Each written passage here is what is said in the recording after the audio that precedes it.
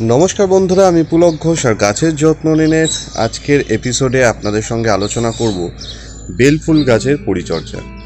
আমরা এই সময় দাঁড়িয়ে বেল ফুল গাছে কোন কোন বিষয়গুলি খেয়াল রাখব, কি করব, সেটা নিয়ে আজকে এই ভিডিওতে আলোচনা করছি এবং আমি আপনাদের দেখাচ্ছি যে আমার বেল ফুল গাছটিকে আমি কিভাবে পরিচর্যা করছি এই মুহূর্তে।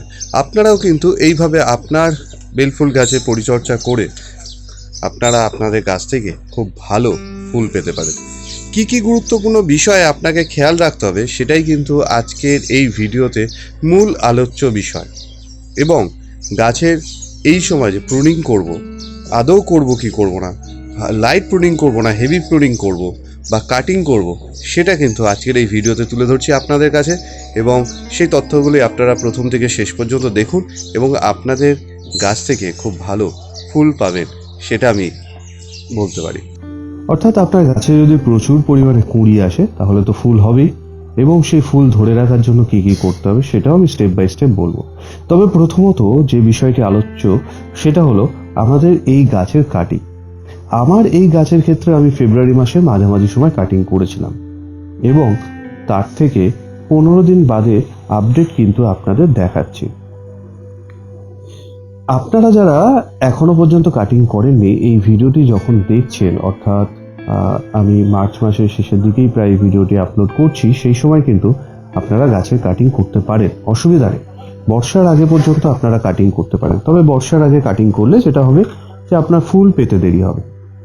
তবে আপনি যদি ফেব্রুয়ারি মাসে মাঝামাঝি কাটিং করেন বা মার্চ মাসে এসে কাটিং করেন, তাহলে কিন্তু আপনার গাছে প্রচুর ব্রাঞ্চ আসবে এবং সেই ব্রাঞ্চে আপনারা অনেক কুঁড়ি এবং ফুল পাবেন। তবে তার জন্য কয়েকটি বিষয় আপনাদের লক্ষ্য রাখতে হবে এবং কয়েকটি জিনিস আপনাকে করতে হবে। প্রথমত বন্ধুরা, আপনারা যখন কাটিং করবেন এই বেল ফুল গাছে 1/3 কিন্তু কাটবেন। অর্থাৎ যে গাছটি যতটা বড় হবে তার 1/3 আপনারা কেটে দিন এবং সেখান থেকেই কিন্তু নতুন ব্রাঞ্চ ছাড়তে থাকবে। কাটার আগে আমি আপনাদের বলবো যে অবশ্যই আপনারা আপনাদের কাঁচি বা ছুরি যেটা ব্যবহার করবেন সেটা স্টেরিলাইজ করে নিন। আমি এই কাটিং করার পর আমরা গাছের গোড়ায় কিন্তু খাবার দিতে পারি। খাবার হিসাবে কিন্তু আমরা যেটা দেব সেটা কিন্তু প্লেন ভার্মি কম্পোস্ট দেওয়া যেতে পারে। তো আমরা এই গোড়াতে এই মুহূর্তে আমরা কিন্তু প্লেন ভার্মি কম্পোস্ট শুধু দিয়ে দিচ্ছি। উপরে মাটিটা হালকা করে খুশে নিয়ে আপনারা ভার্মি কম্পোস্ট দিন এবং এইভাবে যখন এই গাছ খাদ্য পাবে তখন কিন্তু তার নূতন শাখা প্রশাখা ছাড়তে থাকবে। এই শাখা প্রশাখা ছাড়ার পর আমাদের কিন্তু আরো একবার প্রুনিং করার প্রয়োজন আছে এবং একবার দুবার আমরা প্রুনিং করতে পারি। তবে এই কচি পাতা ছাড়ার সঙ্গে সঙ্গে কিন্তু আপনাদের গাছে রোগ পোকারও আক্রমণ করতে পারে। তার জন্য কি করবেন সেটাও আমি বলছি। তবে তার আগে আপনাদের দেখাই এবং বলতে থাকি যে প্রুনিং করার সময় আপনারা কিন্তু দেখবেন যে ডগাটি ছেড়েছে সেই ডগা দুটি পাতার গোড়া থেকে আপনারা হাত দিয়ে কেটে দিন। কোনো কাঁচি বা ছুরির ব্যবহারের প্রয়োজন নেই। আপনারা জাস্ট হাত দিয়ে কেটে এইভাবে প্রত্যেকটি ডগা কেটে দিন এবং এইভাবে প্রুনিং করুন। তাতে দেখবেন এখান থেকে আবার দুটি করে ডাল ছাড়ছে এবং সেই ডগাটিকেও আবার আপনারা কিন্তু প্রুনিং করে দিতে পারেন। তবে থার্ড স্টেজ হলো আমরা একবারও করতে পারি, দুবারও করতে পারি। আপনার প্রয়োজন অনুযায়ী আপনি আপনার গাছে প্রুনিং করুন এবং সেই অনুযায়ী কিন্তু শাখা প্রশাখা ছাড়তে থাকবে এবং সেই শাখা প্রশাখার ডগাতেই কিন্তু কুঁড়ি আসবে এবং কুঁড়ির পরে কিন্তু আপনি ফুল পাবেন। বন্ধুরা, এই সময় যেটা দরকার পড়ে সেটা হলো যে এই গাছে কিন্তু পোকামাকড়ের আক্রমণ ঘটে, অনেক সময় মাইটসের আক্রমণ ঘটে যায় এবং কুচি পাতা যেহেতু বেরোয় সেহেতু কিন্তু গাছে পোকামাকড়ের আক্রমণ একটা সম্ভাবনা থেকেই যায়। এই জন্য আমরা দুটো জিনিস ব্যবহার করতে পারি। এক্ষেত্রে আমরা কাকা ব্যবহার করতে পারি, সুপার সোনাটা ব্যবহার করতে পারি। আমরা কমন হিসাবে বললাম, এছাড়াও তো বাজারে অনেক কিছুই রয়েছে, সেটা আপনারা কিন্তু ব্যবহার করতে পারেন আপনার গাছকে ঠিক রাখার জন্য। যদি কাকা ব্যবহার করেন 1 লিটার জলে 1 ml ব্যবহার করুন, আপনার গাছটিকে সম্পূর্ণ স্নান করিয়ে দিন। সুপার সোনাটাও কিন্তু একই রকমভাবে 1 লিটার জলে 1 ml ব্যবহার করে আপনারা আপনাদের গাছকে পুরোপুরি ভিজিয়ে দিন এবং সেটা অবশ্যই সকালের দিকে করবেন, বেলার দিকে নয়। এবং এটা আপনি 10 দিন 12 দিন অন্তর 1 থেকে 2 বার করুন, অন্তত আপনার গাছটি একটু পূর্ণতা পাওয়া পর্যন্ত। অর্থাৎ মাসে আপনি 2 বার থেকে 3 বারও করতে পারেন, 15 দিন অন্তর করলেও কোনো অসুবিধা নেই। অর্থাৎ আপনার গাছে কিন্তু পোকামাকড়ের হাত থেকে রক্ষা করবে। এছাড়া আপনারা দেখছেন বন্ধুরা যে আমি এই গাছে একটি পিএইচ মিটার দিয়ে রাখছি। এই পিএইচ মিটার আমি একটু পিএইচ লেভেলটা লক্ষ্য করার চেষ্টা করছি। এখানে দেখছি 6-এর কাছাকাছি রয়েছে। তবে বেলফুল গাছের ক্ষেত্রে যদি 4.8 বা 5-এর কাছাকাছি যদি পিএইচ লেভেল থাকে তাহলে সব থেকে ভালো হয়। আর এই পিএইচ লেভেলকে কিন্তু আমাদের ঠিক রাখার জন্য আমাদের দরকার যে একটু অ্যাসিডিক সয়েল, যেটা যে সমস্ত খাদ্য থেকে হতে পারে সেগুলো ব্যবহার করা। তো আমরা ভার্মি কম্পোস্টটা এক্ষেত্রে ব্যবহার করতে পারি।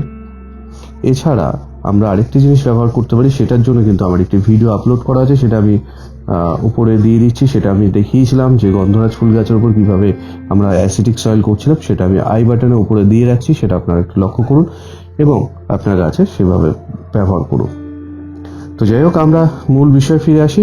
এইভাবে আমরা আমাদের গাছটিকে সম্পূর্ণ ফার্স্ট স্টেপ কাটিং করলাম, সেকেন্ড স্টেপে স্প্রুনিং করলাম এবং এই কাটিং করার পরে কিন্তু আমরা ভার্মি কম্পোস্ট দিয়ে গোড়াতে দিয়ে দিলাম যাতে গাছটা সঠিকভাবে খাদ্য পায়।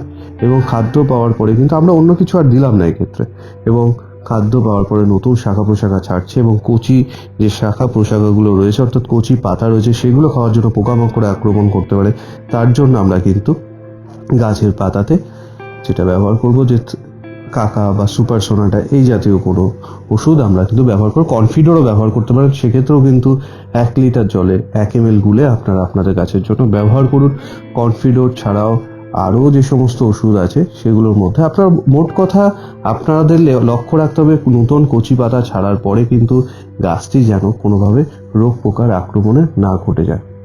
এছাড়া একটি বেল গাছে কিন্তু গুরুত্বপূর্ণ রোগ হয়, সেক্ষেত্রে কিন্তু আমরা দেখি বেল ফুলগুলো বেগুনি আকার ধারণ করে এবং পাতাগুলিও আস্তে আস্তে ফেড হয়ে যেতে থাকে, কিছুটা কুঁকড়ে যেতে থাকে। এই সমস্ত সমস্যা নিয়েও কিন্তু আমি আমার ভিডিওতে আলোচনা করেছি, সেটাও আমি উপরের আই বাটনের লিঙ্ক দিয়ে রাখছি, সেখানে ক্লিক করে আপনারা পরবর্তী সময় ভিডিওটা দেখে নিতে পারেন। এবং আপনারা কিন্তু এই আর যদি আর কিছু প্রশ্ন থাকে আপনারা কমেন্ট করে আমাকে জানাতে পারেন। এবং যারা চ্যানেলটি প্রথম দেখছেন এখনো পর্যন্ত সাবস্ক্রাইব করেননি তারা কিন্তু সাবস্ক্রাইব করার সঙ্গে সঙ্গে বেল আইকনে ক্লিক করে রাখবেন যাতে নতুন ভিডিও আপলোড করার সঙ্গে সঙ্গে আপনাদের কাছে নোটিফিকেশন পৌঁছে যায়। তো বন্ধুরা, এখানে ভিডিওটি শেষ করছি। ধন্যবাদ, ভালো থাকবেন। আবার নতুন এপিসোডে আপনাদের সাথে খুব শিগগিরই দেখা হবে। নমস্কার।